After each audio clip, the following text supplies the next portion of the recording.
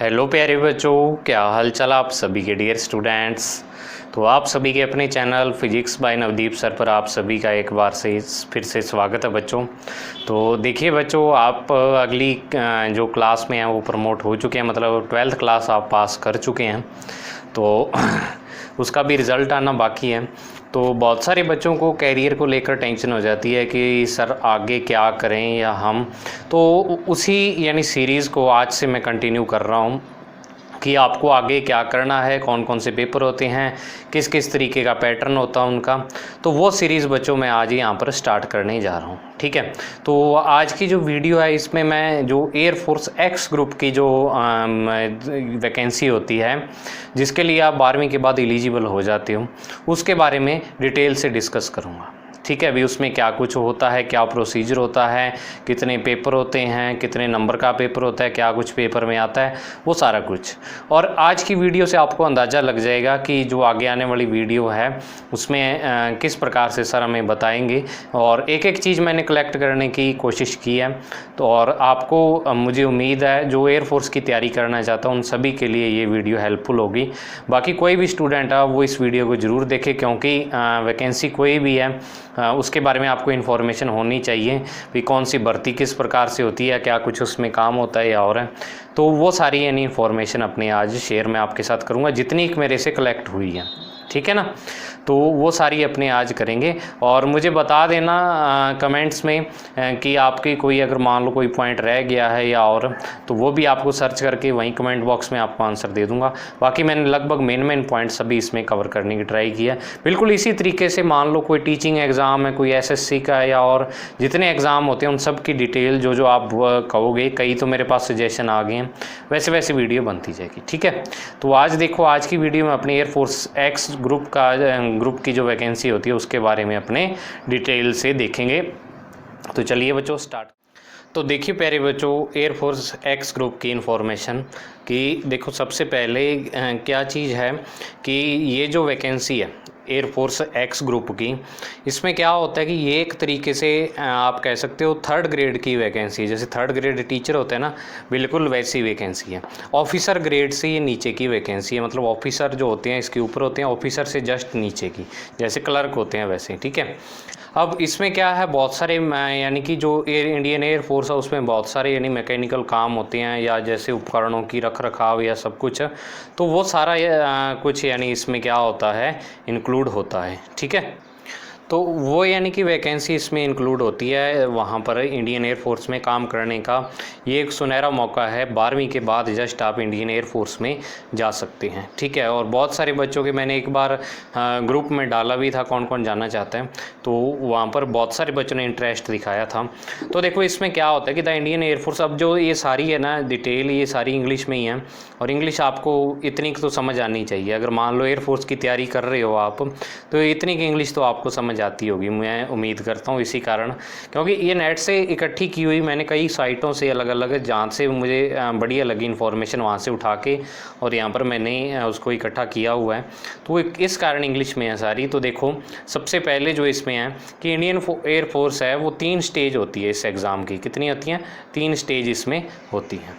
तो अब 3 स्टेज क्या होती है, और हर एक जो भी कैंडिडेट इसमें जाता है उसको हर एक स्टेज क्वालिफाई करनी होती है, ठीक है, तभी वो आगे वाली स्टेज में जाएगा। अब 3 स्टेज यहाँ पर दिखा रखी है। पहली जो स्टेज है वो है ऑनलाइन रिटन टेस्ट। पहले रिटन टेस्ट होगा, उसमें रिटन टेस्ट का क्या पैटर्न होगा वो अपने आगे पढ़ेंगे। और physical ability test, physical test होगा आपका, ठीक है। और उसके बाद मेडिकल टेस्ट होगा। तीनों टेस्ट आपको पास करने ज़रूरी है, फिर ही आप इसमें सेलेक्ट होगे, ठीक है। अब उसके बाद आता है एयरफोर्स एक्स ग्रुप एलिजिबिलिटी, मतलब आप इसके लिए योग्य कब होगे। तो देखो ये वाली जो यहाँ पर एज दी हुई है, सबसे पहले एज लिमिट यहाँ पर दी हुई है भी कौन सी एज के बच्चा ये फॉर्म भर सकता है। तो एज लिमिट क्या है, 18 से 21 साल आपकी उम्र होनी चाहिए। अब ये नीचे जो डेट दी हुई है ना, ये इस बार का एयरफोर्स एग्ज़ाम की है, जो कि शायद फरवरी में अप्रैल में होना था, लेकिन वो कैंसिल हो गया मुझे लगता है, और फरवरी में शायद इसके फार्म आए थे। तो तब जो एज लिमिट इसकी मांगी गई थी थी वो क्या थी, 18 से 21 साल। मतलब यहाँ पर आप इस प्रकार से अंदाज़ा लगा सकते हो कि candidate must be born between 16 January 2001 and 29 जनवरी 2004। मतलब इसके बीच जिसकी डेट ऑफ बर्थ है वो वाला कैंडिडेट इसमें क्या होगा, एलिजिबल होगा। और कई बच्चे ये पूछते हैं कि सर एज में छूट मिलती है। एज में छूट देखो अपर एज में मिलती है, जो रिजर्वेशन के कारण, आरक्षण के कारण छूट मिलती है भी। जो आप अगर मान लो 21 साल से ज़्यादा एज है, लोअर एज में नहीं मिलती। वो वैसे नहीं भी 18 है, आप 16 के हो तो आप फार्म भर दोगे। तो अब यहाँ पर आप देखो, अगर आपका जो फार्म आएगा आगे एयरफोर्स का, उसमें 1 साल एज मैं ये मान के चल रहा हूँ कि बढ़ेगी, मतलब कि क्योंकि 1 साल आगे का फार्म है। तो आप इसमें ये मान लो कि आपका जन्म है जो 16 जनवरी 2002 से और 29 जनवरी 2005 के बीच में होना चाहिए, ठीक है ना। वो वाला बच्चा इसके लिए एलिजिबल है। अब उसके बाद आता है एजुकेशनल क्वालिफिकेशन, भी एजुकेशन क्या कुछ की होनी चाहिए। तो देखो इसमें पहले नंबर पर है कि 12th पास होना चाहिए बच्चा, ठीक है। उसके पास मैथमेटिक्स, फिजिक्स और इंग्लिश, ये तीनों ज़रूरी हैं। तीनों सब्जेक्ट उसके पास सब्जेक्ट के फॉर्म में होने चाहिए, ठीक है। और उसमें 50% मार्क्स होने चाहिए उसके, और 50% ही इंग्लिश में, मतलब इंग्लिश में भी आपके 50 नंबर होने चाहिए 100 में से। या फिर इसमें और एलिजिबिलिटी है, देखो आप तो 12वीं के स्टूडेंट हो तो आपके लिए तो यही है। या इसमें डिप्लोमा कोर्स, इंजीनियरिंग में डिप्लोमा होता है जो कि पॉलिटेक्निक कॉलेज वगैरह वहाँ से, वो वाले भी इसमें भर सकते हैं फार्म, और 50% मार्क्स होने चाहिए, वही है सारा कुछ। या फिर 10वीं के बाद जो ITI करते हैं, 10वीं के बाद कई बच्चे करते हैं ना ITI, अलग अलग स्ट्रीम होती है ITI की, उसमें फिटर होता है, टर्नर होता है और इलेक्ट्रीशियन होता है, वो सारी। तो वो ITI का यानी कि डिप्लोमा आपके पास होना चाहिए, ठीक है ना, 10वीं के बाद। तो आप तो 12वीं पास हो, अब तो आप तो एलिजिबल हो, जो फिजिक्स, केमिस्ट्री, मैथमेटिक्स वाले हैं वो सारे एलिजिबल हैं। अब इसके बाद है मेडिकल स्टैंडर्ड्स। मेडिकल स्टैंडर्ड्स मतलब कि जो आपके सेलेक्ट होने के लिए आपके शरीर का क्या कुछ यानी कि होना चाहिए, आपकी हाइट, वेट, सारा कुछ। तो देखो यहाँ पर है जो आपकी हाइट है वो 152.5 सेंटीमीटर होनी चाहिए, ठीक है ना। मैं देख लेता हूँ, मेरे पास है मोबाइल, इसमें कन्वर्ट करके कन्वर्ट करनी मैं भूल गया कितनी है। और हाइट और वे आप देख लो, चेस्ट है यहाँ पर 5 सेंटीमीटर। 5 सेंटीमीटर का उसमें क्या होना चाहिए, जो चेस्ट में है फुलाव होना चाहिए। मतलब कि जब उसको फुला के देखते हैं तो उसमें 5 सेंटीमीटर का क्या होना चाहिए, फुलाव होना चाहिए, ठीक है ना। तो अब इसमें अपने को चेंज करना है सेंटीमीटर से, और इंच में चेंज कर लेते हैं, अपने फुट इंच में चेंज कर लेते हैं। तो 152.5, ठीक है। तो ये पूरी 5 फीट बन गई है, इंच एक भी ऊपर नहीं है। तो 5 फीट से तो आपकी हाइट ऊपर ही होती है। तो अब नेक्स्ट है, उसमें फुलाव 5 सेंटीमीटर का होना चाहिए। और वेट है वो प्रोपोर्शनाइट टू हाइट एंड एज, यानी कि आपकी हाइट के अकॉर्डिंग आपका वेट क्या होता है, मेज़र होता है। अब अगर मान लो किसी की ज़्यादा हाइट है तो उसका ज़्यादा वेट भी, तो हाइट और वेट उस हिसाब से। लेकिन मिनिमम वेट आपका ऑपरेशन असिस्टेंट, इसमें कोई पोस्ट होती है, उसके लिए मिनिमम वेट 55 किलो होना आपका ज़रूरी है, ठीक है ना। ऑपरेशन असिस्टेंट क्यों, कोई बार उठाने वाला होगा, यानी कि इसमें मान लो अगर है ही बंदा 40 किलो का, तो वो क्या वहाँ पर जाके काम कर लेगा, ठीक है, इसलिए रखी होगी। तो अब देखो नेक्स्ट है हियरिंग। तो हियरिंग क्या है, यहाँ पर है able to hear forced whisper from a distance of 6 metres with each ear separately. अब इसका क्या मतलब है भी, जो 6 मीटर मतलब 18 फुट, 20 फुट आप मान सकते हो कि 20 फुट दूर से अगर कोई मान लो फुसफुसाहट कर रही हो, यहाँ पर विस्पर का मतलब है फुसफुसाहट कर रही हो, तो वो आपको सुननी चाहिए हर एक कान से, ईच ईयर सेपरेटली, मतलब कि हर एक कान से आपको इतना सुनना चाहिए कि आपसे 20 फीट दूर बंदा खड़ा है कोई, और वो क्या बात कर रहा है कान में धीरे धीरे, वो आपको सुननी चाहिए, ठीक है। और कोरोनल सर्जरी PR के लसिक नॉट एक्सेप्टेबल, ये क्या है, आंखों का ऑपरेशन होता है, तो वो आपके नहीं होना चाहिए, इसमें लिखा हुआ है, ठीक है। आंखों का किसी का ऑपरेशन नहीं किया हुआ होना चाहिए। और नेक्स्ट है इसमें डेंटल, जो आपके दांत हैं, ठीक है, दांत सारे हेल्दी होने चाहिए। और 14 डेंटल पॉइंट, जो उनके डेंटल पॉइंट तो डॉक्टरों को ही पता होता है क्या होते हैं, मेरे को तो इतना पता नहीं है, बायो वाले स्टूडेंट को। तो हेल्दी होने चाहिए, सारे सही होने चाहिए आपके दांत, ऐसे नहीं भी कोई दांत निकाला हुआ है, कोई भरा हुआ है, वो सारे दांत भी आपके सही होने चाहिए। फिर नेक्स्ट है हेल्थ। हेल्थ क्या है, candidate should be the normal anatomy without loss of any appendages, यानी उसके कोई लॉस नहीं होना चाहिए, कोई हड्डी नहीं टूटी होनी चाहिए या और है, और यहाँ पर उसकी स्किन भी सही होनी चाहिए, किसी तरह का इन्फेक्शन नहीं होना चाहिए, सर्जिकल डिसेबिलिटी मतलब किसी की ऑपरेशन नहीं किया हुआ होना चाहिए, और हर एक तरीके से फिट होना चाहिए, और इन एनी क्लाइमेट एंड टेरिन किसी भी एरिया में उसको भेज दें वहाँ पर वो फिट रहना चाहिए। ऐसे नहीं भी कई कह देते हैं भी मैं तो वहाँ पे जाके मेरा तो पानी नहीं सेट बैठता, मेरा तो ये नहीं होता वो नहीं होता, तो वैसे कैंडिडेट उनको नहीं चाहिए, ठीक है ना। मतलब फिजिकली शारीरिक रूप से वो पूरी तरह से फिट होना चाहिए। जैसे कि एनडी का पेपर होता है उसमें तो मैंने कई मेरे फ्रेंड्स से सुना था कि वहाँ पर तो अगर आपके शरीर पर खुजली भी है ना तभी आपको बाहर निकाल देते हैं भी आपको स्किन प्रॉब्लम है, ठीक है। तो वैसे ही ये सारी चीज़ें हैं भी मतलब आपका ऑपरेशन वगैरह बिल्कुल आपका शरीर एकदम से फिट होना चाहिए, जैसा आपने जन्म लिया है वैसे ही होना चाहिए, ठीक है ना। अब नेक्स्ट है इसका सिलेबस। तो सिलेबस इसमें 3 पेपर आते हैं, मतलब पेपर में 3 चीज़ें आती हैं, इंग्लिश, फिजिक्स और मैथमेटिक्स, ठीक है। और इसका जो डिटेल्ड सिलेबस है वो मैंने यहाँ पर दे रखा है, कॉम्प्रीहेंशन है, ग्रामर है, word formation, preposition, determiner, noun, pronoun, ये सारी यानी बेसिक इंग्लिश है। और ये क्या है कि जो इंग्लिश की एसएससी की बुक्स होती हैं उसमें आपको ये जनरली मिल जाएगी, या एयरफोर्स एक्स ग्रुप के लिए बुक अलग से आती है अरिहंत पब्लिकेशन की, वो आप ले सकते हो, वो सबसे बेस्ट बुक मैंने अभी तक सुनी है, अभी वो सबसे बेस्ट बुक है, ठीक है, अरिहंत पब्लिकेशन की।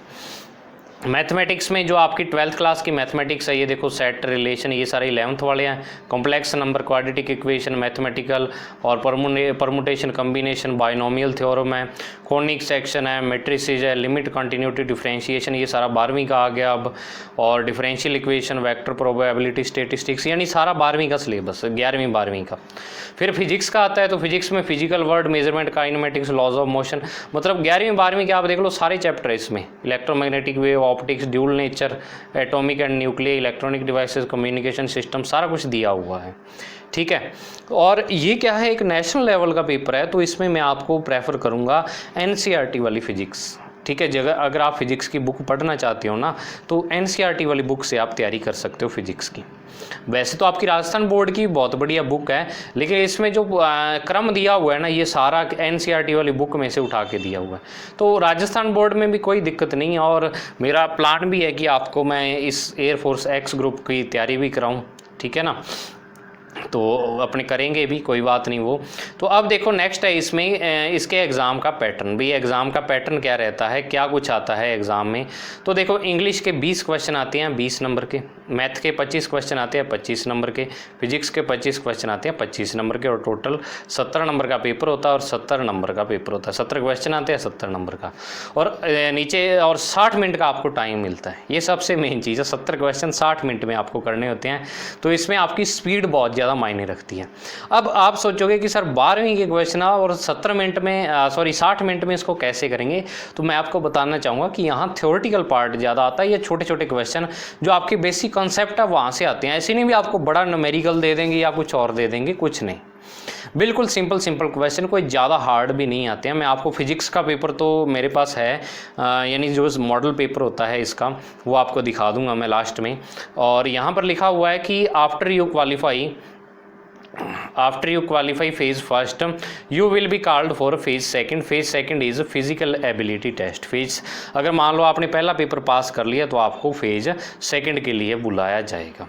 तो फेज सेकंड में, और यहाँ पर मार्किंग स्कीम दी हुई है भी, नंबर इसमें कैसे है कि 1 mark for every correct answer, हर एक करेक्ट आंसर के लिए एक नंबर होगा, और 0 मार्क्स फॉर अनअटेम्प्टेड क्वेश्चन, जो क्वेश्चन आपने नहीं किया है उसके लिए आपका 0 नंबर मिलेगा, मतलब कोई नंबर आपको उसमें नहीं मिलेगा। और 0.25 marks shall be deducted for each wrong answer, मतलब कि 0.25 नंबर यहाँ पर क्या है, जो उसको बोल देते हैं अपने, कटते हैं आपके नंबर, मेरे अब दिमाग से निकल गया, ठीक है ना, नेगेटिव मार्किंग, ठीक है, नेगेटिव मार्किंग वो आपके, ठीक है। अब उसके बाद फिजिकल फिटनेस एबिलिटी, तो फिजिकल फिटनेस एबिलिटी इसमें क्या है, हाइट, चेस्ट, वेट सारा कुछ हो गया था। अब इसमें आता है कि रन, जो आपकी दौड़ है, दौड़ क्या होनी चाहिए, यहाँ पर होने चाहिए 1.6 किलोमीटर, ठीक है, 1.5 किलोमीटर से थोड़ी सी ऊपर, और 6.5 मिनट में आपको निकालनी है, तो ये आराम से हो जाती है। कोई ज़्यादा दिक्कत नहीं है। जो गाँवों के आप गाँवों में रहते हो वहाँ पर दौड़ आप इतनी लगा ही लेते हो, तो थोड़ी सी तैयारी करने की ज़रूरत है। फिर उसके बाद आते हैं पुशअप्स। ठीक है, पुशअप्स क्या होते हैं, जो मुझे लगता है ऊपर उठक बैठक करते हैं वो पुशअप्स होते हैं। फिर आता है सिटअप्स। सिटअप्स जैसे यहाँ पर लगा के और लेट के ऊपर नीचे होते हैं ना, वो वाले सिटअप्स होते हैं। और फिर आता है स्क्वैट्स। ठीक है, तो स्क्वैट्स भी इस तरीके से यानी कि आप कह सकते हो सिटअप और पुशअप का मिक्सचर होता है। यहाँ पर ऐसे पकड़ के और उठक बैठक लगानी, उसको स्क्वैट बोलते हैं वैसे। ठीक है, और बाकी आपने अगर मान लो आपका कोई फ्रेंड लगा भी हुआ है इसमें या हो रहा है, उसको इन्फॉर्मेशन होगी ज़्यादा इस चीज़ की, क्योंकि देखो मैं तो नेट से देख के और फिर इन्फॉर्मेशन आपको दे रहा हूँ। बाकी रियल में क्या होता है मैं तो इस लाइन में गया नहीं हूँ, लेकिन हाँ आपको बता सकता हूँ कि ऐसा ऐसा होता है इसमें। फिर आता है फेज थर्ड। अगर मान लो फेज सेकंड में आप पास हो गए, आपका फिजिकल क्लियर हो गया, रन भी आपने कर लिया, पुशअप सिटअप सब कुछ बढ़िया तरीके से कर लिया, इसके नंबर मिलते हैं अभी आपने कितना बढ़िया तरीके से किया। तो फिर आता है फेज थर्ड मेडिकल एग्जामिनेशन। आपका मेडिकल होगा, आपके पूरे शरीर का चेकअप होगा। जो ये मिलिट्री वाली या कोई भी आपने यानी कि इंडिया में आर्मी की जो जॉब होती है, ये एयरफोर्स की है, तो उसमें क्या है फिजिकली फ़िट बहुत ज़्यादा ज़रूरी है। मतलब आपका शरीर बिल्कुल फिट होना चाहिए, तो उसके लिए अलग से मेडिकल एग्जामिनेशन होता है। अब मेडिकल एग्जामिनेशन में जो मेन चीज़ें हैं मैं आपको बता देता हूँ जो मुझे समझ आई, कि ब्लड हीमोग्राम, आपके ब्लड का पूरा टेस्ट होगा। ठीक है ना, आपका ब्लड बिल्कुल सही है क्या, किसी को कोई दिक्कत तो नहीं है ब्लड में। जैसे HB का मतलब हीमोग्लोबिन होता है, TLC DLC ये ब्लड की जांच होती है। फिर यूरिन की जांच होती है। ठीक है, फिर और बायोकेमिस्ट्री मतलब आपके और जो कोई जांचें होती हैं शरीर से रिलेटेड, आपके शरीर में सब चीज़ सही तरीके से है। फिर ब्लड शुगर की जांच होती है, ब्लड शुगर आपका सही है। कोलेस्ट्रॉल की जांच होती है, कोलेस्ट्रॉल मतलब आपका BP वगैरह, उसके लिए जो कोलेस्ट्रॉल होता है मतलब सही होना चाहिए। अगर कोलेस्ट्रॉल ज़्यादा उसका BP हाई रहता है, हार्ट की कोई दिक्कत नहीं होनी चाहिए, वो सारा कुछ। और फिर 4th नंबर पर है यूरिक एसिड, क्रिएटिनिन, ये सारी जांचें होती हैं, मतलब ये भी जो यूरिन से रिलेटेड है। फिर उसके बाद है एक्सरे होता है चेस्ट का, ECG होती है मतलब जो आपकी हार्ट की है, test for narcotic drug, psychotropic substance abuse, आप कोई नशा तो नहीं करते हैं, और या फिर any other test necessary in the opinion of medical officer. या मेडिकल ऑफिसर अगर मान लो जो मेडिकल ऑफिसर आपका चेक कर रहा है उसको कई बार पता लग ही जाता है भी इसमें ये गड़बड़ हो सकती है, तो या फिर वो सजेस्ट जो करेगा वो आपकी जांच होगी। तो ये मेन जांच है। ठीक है, तो अब नेक्स्ट है उसके बाद कि जो एयरफोर्स X ग्रुप की सैलरी डिटेल है, यही सबसे मेन होती है। इसके पीछे भागते हैं पैसे के पीछे। वैसे तो चलो देश सेवा भी है, लेकिन देश सेवा करते आपके परिवार का भरण पोषण वो इसी से होगा। समझ आई बात, दोनों चीज़ें ही हैं, देश सेवा भी होती है इसमें और परिवार का भरण पोषण भी होता है। तो अब देखो जो ऊपर पेपर का पैटर्न आपको पता लग गया, सिलेबस बता दिया मैंने आपको सारा, क्या कुछ होता है इसमें, कितने पेपर होते हैं, कैसे आपकी बॉडी होनी चाहिए, क्या कुछ सारा कुछ होता है, फिजिकल फिटनेस सारे टेस्ट बता दिए। सैलरी देखो इसमें क्या होता है कि इसमें पहले ट्रेनिंग होती है 1 साल की। ठीक है, तो during training A stipend of 14,600 per month. मैं आपको शॉर्ट में बता देता हूँ, इसमें 14,600 रुपये आपको ट्रेनिंग के दौरान मिलेगा। 1 साल की शायद इसमें ट्रेनिंग होती है, यहाँ तो नहीं लिखा 1 साल, लेकिन मैंने सुना था कि 1 साल की इसमें क्या होती है, ट्रेनिंग होती है। और इसमें क्या है, जो मिलिट्री सर्विस पे है वो सारे रूल लागू होते हैं। जो मिलिट्री में सर्विस करने पर जो पे देनी है वो सारे रूल, क्योंकि हर एक सर्विस के अपने अलग अलग रूल होते हैं, अलग अलग इंक्रीमेंट लगते हैं, उसमें अलग अलग उनकी सैलरी होती है। मान लो टीचिंग डिपार्टमेंट है तो उसका अलग से बना हुआ है पे स्केल। ठीक है भाई, इसमें अगर मान लो इतने साल नौकरी करते होगे तो इतना इसको यानी कि भत्ते मिलेंगे, या और इसकी यानी सैलरी इतनी होगी, वो सारा यानी परफॉर्मा बनाया हुआ होता है। तो वो सारा जो मिलिट्री सर्विस पे का यानी मिलिट्री वालों को जो पे मिलती है उसके अकॉर्डिंग आपको पे मिलेगी। ठीक है, और इसमें DA भी मिलता है। DA क्या होता है कि आप ऐसे मान लो कि आपको एक्स्ट्रा से जो सरकार की तरफ से भत्ता मिलता है, अलग अलग कामों के लिए होता है ये, और शायद 10% होता है, अब केंद्र सरकार ने 10%। लेकिन आगे चलो आप कि group X trades expect education instruction trade, जो एजुकेशन इंस्ट्रक्टर होता है उसको छोड़ के बाकी सारों को 33,100 रुपया पर मंथ मिलेगा, और प्लस में DA मिलेगा। ठीक है, तो आप ऐसे मान सकते हो कि 35,000 प्लस आपकी सैलरी होगी। 1 साल बाद जब आप लग गए, ठीक है। और rise as per career progression of individual, और उसके बाद आपकी जो कैरियर के हिसाब से आपकी जो सैलरी है वो बढ़ती जाएगी, ठीक है। लगते ही आप मान लो 35,000 प्लस आपको सैलरी इसमें मिलेगी। तो ये एयरफोर्स एक्स ग्रुप का क्या था बच्चों, सारी डिटेल थी जो मैंने तैयार किया। अब एक चीज़ इसमें हो सकता है आपको लगे कि सर पोस्ट के बारे में बताना था, कौन कौन सी पोस्टें होती हैं, तो वो तो क्या है कि ज़्यादातर उसमें क्या है कि जो आपके लिए है शायद वो ये वाली पोस्ट ही है जो इसमें लिखी हुई है, एजुकेशन इंस्ट्रक्टर ट्रेड, ठीक है ना। ये आपके लिए जो 12वीं क्लास वालों के लिए। बाकी जो इसमें ज़्यादातर ट्रेड्स हैं, जो 90% ट्रेड्स हैं, मतलब कि इसके अलग अलग सेक्शन, ठीक है, कौन कौन से काम होते हैं इसमें, वो मैकेनिकल का अलग होता है, इलेक्ट्रिकल का अलग होता है। उसी हिसाब से जो ITI की ट्रेड्स होती हैं या डिप्लोमा वाला उनकी ज़्यादा होती हैं, ठीक है। और आपकी क्या होती है, थोड़ी कम होती हैं, जो 12वीं लेवल पर बच्चे भर्ती होते हैं इसमें।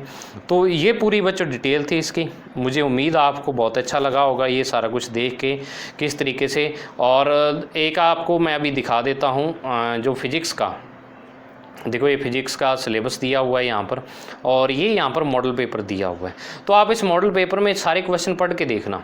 जैसे मान लो पृथ्वी के चुंबकीय ध्रुवों पर नमन कोण, what is the angle of dip, तो क्या है डायरेक्ट, बिल्कुल देखो आप सिंपल क्वेश्चन है, यानी कि जो हो, अगर मान लो आपके थ्योरी याद है ना 11वीं 12वीं की, तो आप इसको आराम से कर सकते हो, ठीक है। और मेरा प्लान यही है कि आपको मैं इसकी तैयारी कराऊं, लेकिन अभी एक बार मैं इतनी जल्दी नहीं, कम से कम 15, 20, 25 दिन मैं रुकूंगा, उसके बाद आपकी तैयारी 20 दिन तो आप आराम से मानो, उससे ज़्यादा भी हो सकता है 25 दिन, उसके बाद ही आपकी इसको तैयारी स्टार्ट मैं करवा सकता हूँ, ठीक है ना। उतने टाइम में मैं इसका और भी ज़्यादा इसके पेपर वगैरह देख लूँगा या सारा कुछ है। तो मेरी मन की इच्छा है कि आपको इसकी तैयारी मैं ज़रूर करवाऊँ, ठीक है बच्चों। तो आपको बिल्कुल भी घबराना नहीं है। अगर मान लो आपको इस लाइन में जाना है तो अपने मन को मजबूत रख के भी मेरे को तो सिलेक्ट होना ही होना है इसमें, उसी तरीके से अपनी तैयारी अभी से स्टार्ट कर दो। इसके फार्म शायद एक बार ही आते हैं, मुझे लगता है साल में एक बार ही आते हैं। नेक्स्ट फार्म इसके अब इस बार फरवरी में मान लो भरे गए हैं, तो नेक्स्ट फरवरी में आएंगे इसके फार्म। तो आपको क्या है उसी तरीके से तैयारी करनी है। साथ में आप क्या कर सकते हो, अगर मान लो वैसे रिस्क नहीं लेना चाहते तो आप BSc साथ में स्टार्ट कर सकते हो। अगर मान लो BSc B.Ed नहीं करनी है आपको तो ओनली BSc कर लो, उसमें फ़ीस भी कम होती है। मैं आपको यही यानी सलाह दूंगा कि अगर मान लो आपको ओनली स्पेशली एयरफोर्स की तैयारी करनी है तो BSc B.Ed करने के बजाय ओनली BSc में आप एडमिशन भी ले सकते हो, ठीक है। अगर BSc B.Ed करनी तो आपकी इच्छा है भी, उसमें भी ऑप्शन हो जाएगा BSc B.Ed में, और सिंपल BSc भी आप कर सकते हो।